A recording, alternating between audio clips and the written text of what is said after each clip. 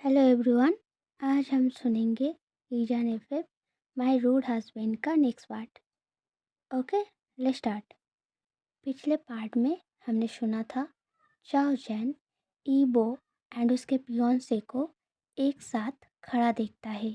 उसके बाद ईबो के पियोंसे को उसे प्रपोज करते देख चाओ जैन दिल पर होते पेन के वजह से रोते हुए एक एक पाँव करके पीछे हटते हुए धीमी धीमी सहमे वॉइस में बोलने लगता है। क्या ईबो उसे जानता है?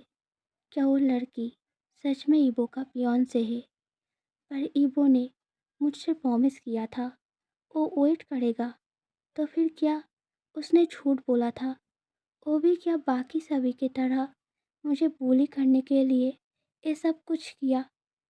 मैं कितना पागल हूँ जो उन सबको सच मान लिया। जाओजान ने इतना बोलकर पीछे मुड़कर दौड़ते हुए वहाँ से दूर कहीं जाने के लिए पैर बढ़ाते ही किसी स्टूडेंट के साथ जोर से धक्का खा के जाओजान धड़म से नीचे गिर जाता है। जिस पर्सन के साथ धक्का लगता है वो पर्सन बहुत ज़्यादा गुस्सा होकर जमीन से उठकर अपने क्लोथ में लगे धूल को हाथों से साफ करते हुए जाओजान के पास आकर बहुत ऊंची आवाज़ में खड़ी खोटी सुनाते हुए बोलता है, "यू डैम ब्लाइंड! दिखाई नहीं देता तो घर से बाहर क्यों निकलते हो? मेरा पूरा ड्रेस खराब कर दिया। अब इसका कीमत कौन चुकाएगा? हाँ, पता भी है इसका प्राइस क्या है?" उस पर्सन का शाउटिंग सुन के आसपास खड़ा सभी लोगों के साथ ईबो भी उसी डायरेक्शन में देखता है एंड जाओजन को ऐसे जमीन में गिरा देख दौड़ते हुए उसके पास जाकर घुटनों के बल जमीन पे उसके पास बैठ के जाओजन के हाथ एंड पैरों को अच्छे से चेक करते हुए वेरी वरीड वॉइस में ईबो पूछता है, "कहीं लगा तो नहीं ना बेबी?" जाओजन ईबो के बातों पर कोई ध्यान नहीं देता। वो ईबो के हाथ से अपने हाथ को छुड़ाकर उठ खड़ा होके उस पर्सन के आगे बो करके माफ़ी मांगते हुए बोलता है, "मुझे माफ़ कर दीजिए, मेरा ध्यान नहीं था इसलिए।"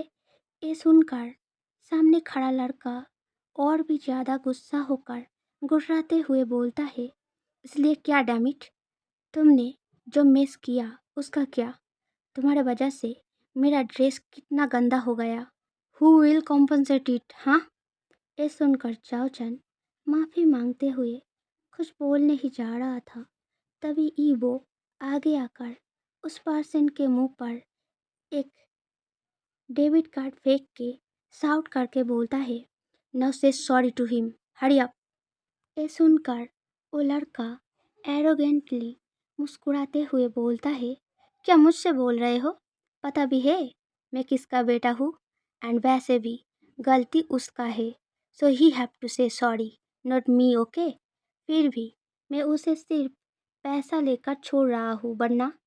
ये सुनकर ईबो आगे आकर उस लड़के का कॉलर पकड़ के झकाते हुए गुस्से में बोलता है, "वरना क्या? हाँ, से it, say it front of my face. If you have guts, then let me show you who I am and what can I do." ऐसा बोलते हुए ईबो उस लड़के के फेस में एक जोर का पांच मारने ही वाला था, तभी जाओजान आगे आके ईबो को पीछे से हक करके खींचते हुए चीख कर रोने वाले वॉइस में बोलता है, "छोड़ दीजिए उसे प्लीज़।" जाओजान का ये रोने वाला वॉइस सुनकर ईबो एकदम से उस लड़के को छोड़कर पीछे मुड़ के जाओजान के फेस को अपने दोनों हाथों से पकड़ के एश्योरिंग वॉइस में बोलता है, "डोंट पैनिक बेबी, देखो यहाँ पे कोई फाइट नहीं हो रहा है, मैंने उस लड़के को नहीं मारा, तुम रो मत प्लीज़, आई एम सॉरी, आगे से ऐसा नहीं होगा, प्लीज़ बेबी कम डाउन।" ये सब बोलते हुए ईबो जाओजान की आंखों से बहते आंसुओं को लगातार थम से पोंछे जा रहा था। ईबो का एक केयर देखकर जाओजान पहले बहुत नरम हो जाता है एंड वो बहुत ज़ोर ज़ोर से रोने लगता है। वो रोते हुए ईबो को हक करने ही वाला था, तभी वो उस लड़की को भागकर इस तरफ आते देखता है, जो थोड़ी देर पहले ईबो को फूलों के बुके देकर happy propose day my fiancee बोल रहा था। उस लड़की को देखकर जाओजन बहुत गुस्सा होकर जल्दी से यहाँ से जाने के लिए अपने दोनों हाथों से ईबो के हाथों को अपने फेस से हटाने जाता है।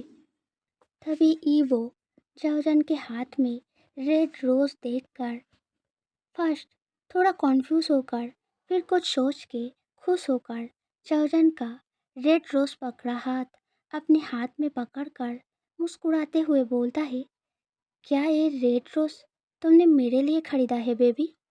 क्या तुम्हें याद था आज का दिन? क्या इसका मतलब मैं हाँ समझूं? बस ईवो ने इतना बोला ही था कि तभी चाओजन के गुस्से का लिमिट क्रॉस हो जाता है एंड वो गुस्से में शाउट करके बोलता है, नहीं, ना ही ये रेड रोज मैंने आपके लिए खरीदा है और ना ही मैं आपका बेबी हूँ। अब छोड़िए मुझे, आप एक झूठे हो। मैं आपसे प्यार नहीं करता और ना ही कभी करूँगा। अब छोड़िए मुझे।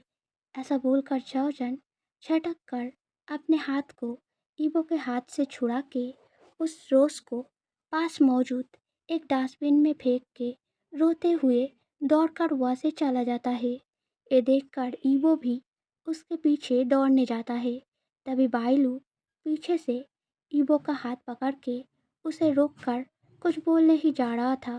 तभी ईबो एंग्री होकर अपने हाथ को जोर से बाइलू के हाथ से खींचकर शाउट करके बोलता है, did I permit you to touch me? No right, so don't you dare understand. ऐसा बोलकर ईवो वहाँ से चाओजन के गए हुए दिशा के ओर दौड़ते हुए वहाँ से चला जाता है। कुछ दूर दौड़ने के बाद ईवो देखता है चाओजन को वेन्निंग वेरी टाइटली अपने बाहों में हक करके रखा है एंड चाओजन उसके चेस्ट में सिर रख के रो रहा है। ये सीन देखकर ईवो का आंखें गुस्से में रेड एंड पूरा शरीर बहुत ज़्यादा गर्म हो जाता है। वो तेजी से आगे बढ़ के जाओजन को वेन्निंग के बाहों से खींचकर अपने पास ले आके उसके फेस को पकड़ के एकदम से उसके लिप पर वेरी रफली किस करने लगता है। जाओजन इस सडन रफ किस से बहुत ज़्यादा घबरा जाता है। पेन एंड डर के वजह से उसके आंखों से और भी तेजी से आंसू बहने लगता है।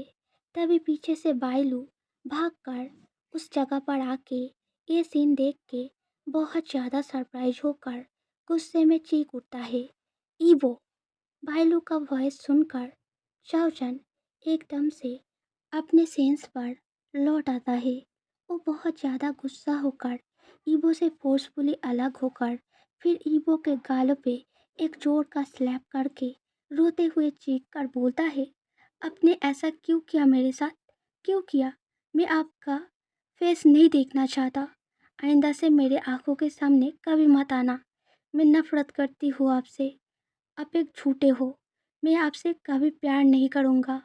ऐसा बोलकर जाओजन रोते हुए तेजी से भागकर वहाँ से चला जाता है। इस बार भी ईबो उसके पीछे जाता है, पर फिर ईबो को जाओजन कहीं नहीं मिलता। ईबो ढूंढते ढूंढते एक टाइम पर फ्रस्ट्रेटेड होकर अपने बालों पर रफली हाथ फिराकर डिसअपॉइंटिंगली आसमान के तरफ देखता है। तभी पीछे से बाइलू वेरी सैड वॉइस में बोलती है, क्या वो पर्सन ही वो वजह है जिस कारण तुमने उस दिन मुझे तुम्हारे कमरे से निकाल दिया था? अगर यही बात है, देन तुमने आंटी से एंगेजमेंट के लिए हाँ क्यों बोला ईबो? ये सुनकर ईबो कैजुअल सीरियस वॉइस में बोलता है, I have my reason and I don't think you are qualified enough to know that, so shut up, okay. ये सुनकर बाइलू और भी सैड होकर बोलती है, so you love that person not me right, and तुम्हारे पास हमारे एंगेजमेंट का कोई वैल्यू नहीं है। ये सुनकर ईबो वेरी इरिटेट होकर पीछे मुड़कर गुस्से में शाउट करके बोलता है, yes yes yes, now get lost and leave me alone please. ये शाउट सुनकर बायलू स्टार्टलेट होकर एक पाँव पीछे हट जाता है। फिर हिक्कप लेकर रोते हुए वहाँ से दौड़ कर चला जाता है। इसके बाद 2-3 दिन बीत जाता है, पर ईबो कॉलेज में या चाओजन के घर के बाहर किसी भी कीमत में चाओजन को एक बार भी नहीं देख पाता। अब तो ईबो का एग्ज़ाम भी स्टार्ट हो चुका था, जिस कारण ईबो एकदम बिजी हो जाता है। वही दूसरी ओर चाओजन अपने दिल का इतना बड़ा चोट सह न कर पाके एकदम टूट कर बिखर जाता है।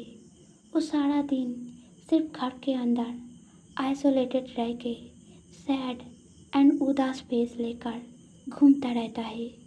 एंड जब चिंगसी स्कूल और उसका मम्मा काम पे चला जाता, तब वो घर के एक कोने पर बैठ के बहुत ज़ोर ज़ोर से रोने लगता। लगातार कई दिनों तक ऐसे रोने की वजह से चाओजन का आंखें कॉम्प्लीटली रेड हो जाता है, जिसको नोटिस करके मिसेस चाओ कुछ अंदाज़ा लगा के एक दिन अपने सारे कामों से बहुत कोशिश करके छुट्टी लेकर चाओजन के साथ थोड़ा फैमिली टाइम बिताने का प्लान करता है, जिससे उसका सैडनेस थोड़ा कम हो सके। मिसेस चाओ किचन में चाओजन के मनपसंद सारे डिश को बनाते हुए सारा चीज़ें प्लान कर रहा था। तभी चिंगसी का जोर से गुस्से भरे आवाज़ को सुनकर मिसेस चाओ गैस ऑफ करके जल्दी से किचन से भाग के बेडरूम में जाता है। उन्हें दिखता है विंडो के पास रूम के एक कोने पर उदास बैठा चाओजन के गोद पे बैठ के चिंगसी उसके फेस को पकड़ के गुस्से में बोल रही है, मैंने कितना फानी जोक्स बोला, पर तुम हंस क्यों नहीं रहे हो? तुमको क्या हुआ है? क्या किसी ने तुमको फिर से बुली किया है? तुम मुझे उसका नाम बताओ, मैं उसको।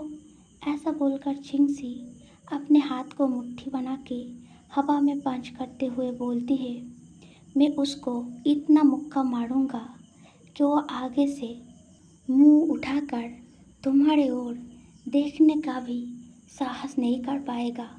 तुम डरो मत, बस मुझे उसका नाम बताओ काका। ये सुनकर चाओजन ज़्यादा कुछ रिस्पॉन्स ना करके वही सैड सहमे वॉइस में बोलता है, ऐसा कुछ नहीं है चिंगसी, तुम जाओ जल्दी से फ्रेश अप हो जाओ, वरना स्कूल जाने में लेट हो जाएगा। ये सुनकर चिंगसी जिद करके बोलती है, नहीं, जब तक तुम मुझे बोल नहीं देते तुम किस लिए इतना उदास हो, तब तक मैं तुम्हारे गोद से नहीं उठूँगा और ना ही मैं स्कूल जाऊँगा। अब तुम सोच लो काका, क्या तुम मुझे मम्मा से पिटाई खाते देखना चाहते हो? अगर नहीं तो जल्दी से बोलो तुम्हें क्या हुआ है। ये जिद एंड बातें सुनकर चाओजन अचानक से बहुत ज़्यादा गुस्सा होकर चिंगसी को डांट के बोलता है, चिंगसी, मैंने बोला ना तुम्हें, जाओ यहाँ से, क्या तुम्हें सुनाई नहीं दिया?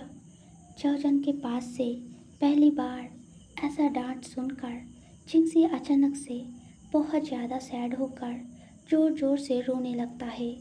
तभी मिसेस चाओ आगे आकर चिंगसी को अपने गोद में लेकर शांत करते हुए गिल्टी भरी आंखों से चिंगसी की ओर देखता चाओजन को बोलता है, ऐसे उदास मत हो, चलो बाहर, खाना रेडी हो गया है, कुछ खाकर फिर हम बाहर शॉपिंग करने के लिए जाएंगे।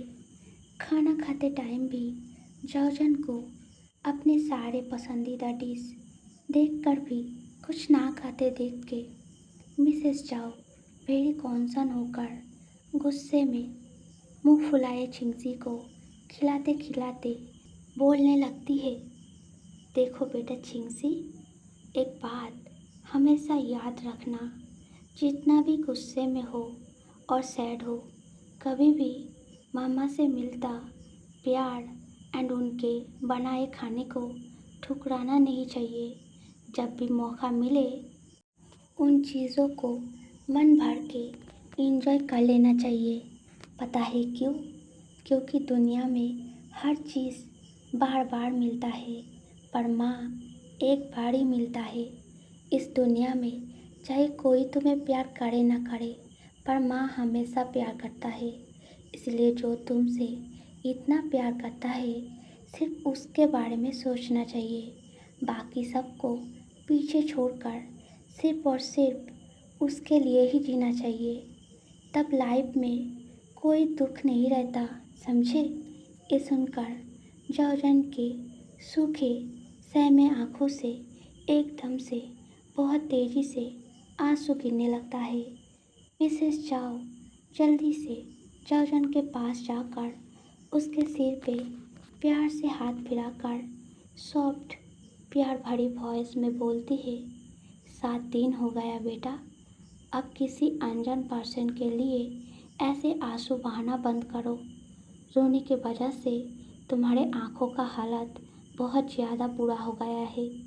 अब प्लीज़ रुक जाओ, मम्मा को और हार्ट मत करो बेटा। ये बात सुनकर जाओजन एकदम से रोते रोते अपने मम्मा को वेरी टाइटली हग कर लेता है। ये देखकर मिसेस चाओ जाओजन के बालों पे एंड पीठ पर सहलाते हुए उस अनजान पर्सन को कोसते हुए बोलती है, जिसने तुम्हारे इनोसेंट प्यार को ठुकराया एंड मेरे इस फूल जैसे बच्चे को ऐसे हर्ट किया। तुम्हें उस जैसे हार्टलेस रूड पर्सन के लिए बिल्कुल आंसू बहाना नहीं चाहिए। उस जैसे पर्सन के लिए आंसू बहाकर तुम अपने आप को एंड अपने प्यार को और छोटा मत करो बेटा। अब मम्मा की बात मानो एंड उसको भूल कर आगे बढ़ो। मैंने तुम्हारे लिए कितने प्यार से सारे के सारे तुम्हारे मनपसंद का डिश बनाया एंड तुमने थोड़ा सा भी नहीं खाया। पता है मुझे कितना बुरा लगा। और वहाँ देखो, तुम्हें रोते देख तुम्हारा लाडली बहन भी कैसे रो रहा है। स्टोरी अच्छा लगा तो लाइक, सब्सक्राइब, कमेंट करना। मिलते हैं नेक्स्ट वीडियो में। Okay, bye bye.